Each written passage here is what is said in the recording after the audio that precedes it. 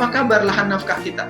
Saya ajak Anda untuk melihat bisnis landscape kita. Ada beberapa versi, ada beberapa konsultan yang sudah menyampaikan analisisnya. Saya akan pakai source-nya dari researcher, dari inventor. Inilah masa yang disebut dengan stay at home economy. Kita menyebutnya WFH, sebenarnya nggak tepat WFH. Kenapa? Karena WFH itu bermakna kita kerja di rumah dan kita nggak rela kerja di rumah. Dan itulah yang menyebabkan kita pengen segera keluar rumah. Kenapa? Karena kita seolah-olah harus bekerja di tempat yang kita tidak ingin. Hey my friend, this is about stay at home. Why? Karena kita sedang retreat, menarik diri terlebih dahulu untuk apa? Untuk tujuan yang lebih besar gitu ya. Nah, ini adalah business landscape, lahan nafkah kita yang perlu kita pertimbangkan. Okay? Nah, yang pertama adalah industri-industri yang jatuh, yang default. Mereka menyebutnya default. Nah, apa saja? Ini ada grade-nya tuh, ada yang moderate dan ada yang high. Siapa saja yang bekerja di hotel, Anda boleh lihat bagaimana Airbnb itu bisnisnya down, oke? Maka inilah saatnya bagi kita untuk berpikir ulang. Sampai kemudian yang di sini yang moderate masih ada ya, di sini di oil and gas dan sebagainya. Ini default tapi masih oke lah, masih bisa jalan. Dengan memahami bisnis landscape ini, maka kita mesti siap-siap nih sekarang what we need to do. Oke. Nah, selain the fall, ada lagi di aspek berikutnya, di sayap berikutnya yaitu the rise. The fall and the rise, selalu ada yang the rise. Oke. Apa saja yang di the rise? Ada di sini tuh. Cleaning service dan sebagainya. Kemudian pharma, bisnis pharma. Jadi yang bekerja di industri farmasi, berbahagialah Anda ya. Oke. Anda akan survive. Why? Nah, karena kita akan butuh ini. Food dan food delivery dan sebagainya. Dan IT tentu saja. Orang-orang IT adalah orang-orang yang berbahagia sekali. Zoom itu sudah ada kira-kira 9 tahun yang lalu. Dulu waktu kita masih beberapa puluh tahun lalu kita pakai Webex ya. Sekarang Webex masih ada, tapi sekarang Zoom yang berkembang sedemikian besar. Padahal sebelum tahun 2019 sales mereka ya so-so aja, nggak terlalu populer. Ya, sekarang kita semua orang pakai Zoom. Nah, di antara dua ini ada yang namanya in between bankers. Selamat ya, ini bisnis-bisnis yang akan eksis gitu ya. Kemudian ada manufacturing. So, bisnis-bisnis mana yang akan rise dan bisnis mana yang aman gitu ya. Nah, sekarang pertanyaannya adalah gini, kalau kita sudah melihat bisnis landscape outlook-nya, lalu apa yang harus kita lakukan? Oke? Nah, kita membagi dua nih, di UKIS ini ada dua. Yang pertama adalah professional employee, ya betul ya, bapak-bapak yang sekarang udah jadi direktur, yang sudah jadi minimal manager gitu ya, atau masih kene staff wae lah, tapi aman gitunya, tiap bulan yang menang wae duit. Nah, sampai sekarang juga saya mah nggak dapat duit, teman-teman kan dapat duit terus. Nah, blok yang kedua, UKIS itu terdiri dari yang ini, businessman, betul ya, ada pemilik bisnis di sini. Dan self-employed. Self-employed itu apa sih contohnya?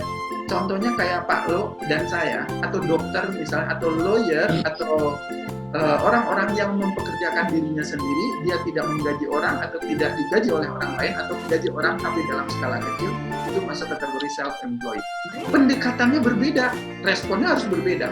Untuk self-employed, dan ini yang harus bapak-bapak nih, Kang Hanif ceritakan sama anak buahnya di kantor, teman-teman Kang Sandi semua. Anak-anak buah kita di kantor mesti pegang yang ini. Dengan mempertimbangkan bisnis ini. Oke, landscape-nya gini. Apa yang mesti diperhatikan? Yang pertama adalah sekarang jangan mikir pindah kerja. Kenapa? Karena sekarang perusahaan sedang freeze untuk rekrutmen. Kalau ada rekrutmen pasti hanya untuk level-level yang sangat kritikal dan itu sangat kecil. Biasanya kita sebar-sebar CV kan, kemudian ada di jobdb.com, di LinkedIn dan sebagainya. Yang kedua, ini yang harus dilakukan oleh kita yang posisinya professional employee. Sekarang perusahaan lagi berat. Oke lah, perusahaan Anda mungkin termasuk yang tadi yang the rise di sini, yang the rise. Perusahaan ini keren banget, food delivery ini, kan, kurir dan sebagainya. Kemudian pharma lagi bagus nih, yang pharma yang tepat. IT pasti lagi bagus. Tapi kebanyakan perusahaan yang lainnya sedang suffer banget, so you have to be committed to help your company or organization. Supaya apa? Supaya bisa bertahan minimal gitu. Oke? Kalau mereka tidak memecat kita gitu atau tidak memotong gaji kita, harus benar-benar tunjukinlah, berbalaslah baik-baik. Allah mengatakan apa? Sebuah kebaikan dibalas Allah dengan 10 kebaikan. So, kamu seorang muslim yang menjadi profesional, maka dia akan menerima kebaikan dari kantor itu dan membalasnya 10 kali lipat. Bukan mengatakan, aku kan udah banyak banget ngerjain, masa gajinya segini. So, ini adalah sikap mental yang harus kita bangun dalam kondisi sekarang. Dan inilah sebenarnya saat dimana kita menyaring karyawan-karyawan bagus. Yang ketiga adalah stay in the company. Jangan pergi. Ngapain lu pergi? Yang hire aja dikit. Kecuali you are going to move to this area, self-employment kah atau misalnya businessman. Kalau tidak berencana itu berhenti dulu, termasuk yang lagi wawancara. Mungkin sebelum ada WFH ini, sebelum PSBB, ada yang sudah wawancara, udah tinggal tanda tangan. Pikirkan lagi diulang, kenapa? Karena kalau perusahaan tempat Anda ini tidak bisa recover dalam waktu yang singkat, kemungkinan besar dalam waktu 3 bulan you are going to be laid off. Why? Kenapa? Karena 3 bulan itu adalah masa probation. Dan kalau Anda diberhentikan pada masa probation, tidak ada apapun kompensasi yang boleh Anda minta. Dan ketika Anda balik lagi ke kantor, belum tentu terima. Padahal kantor mengundurkan diri statusnya. Bukan apa? Bukan diberhentikan atau di PHK yang dapat pesangon segala macam. Oke, businessman harus ngapain? Kalau ini berbeda nih. Kalau businessman, we need to revisit your business model. Sama dengan saya pusing banget nih bisnis model saya, kudu kumaha supaya kita bisa survive. Oke? Sudah ketemu, sebagian sudah, sebagian lagi belum. So, ini yang harus kita lakukan, revisit your business model.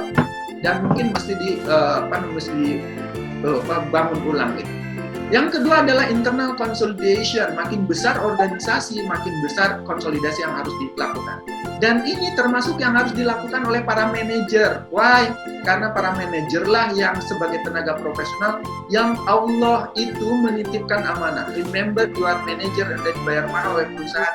Itu tanggung jawabnya bukan pada perusahaan aja, tapi tanggung jawab kita pada Allah, bahwa Allah mengizinkan jabatan itu Anda pegang, kemudian Allah bertanya apakah amanah yang diberikan perusahaan pada engkau itu sudah dilakukan atau belum. So ini harus dilakukan, internal consolidation. We have to be part of the organization ketika melakukan sesuatu yang harus kita lakukan walaupun kita nggak suka.